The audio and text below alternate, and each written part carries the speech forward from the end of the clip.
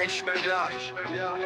Ty seš vážně z gerba, smradlavej a plesnivej, škaredej jak hovno, ej. Když mluvíš, cítím, ty si snět, nezajímá mě, co si jet, ble, nezajímá mě to, ne, vypadáš asi jako Shrek. Seš nechutný, seš jenom šprek, zelený jak sračka zkažená, zabij se píč a šprkatá.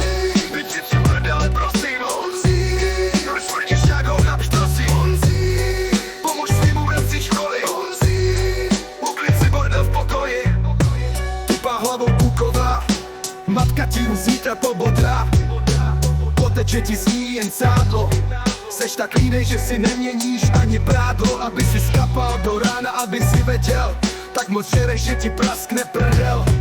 Celý den jen hraješ hry, když chodíš praskaj kolem zdi, nechodíš ven. Nemáš kamarády a když ho pomlouvaj tě za zády. Už to pochop, že seš jen tlustej kluk, kdyby stechl každýmu, by to bylo fuk. Byči si prdele, prosím, proč smrdíš jak hovna, prosím. Pomož svýmu bratři školy, uklid si v pokoji.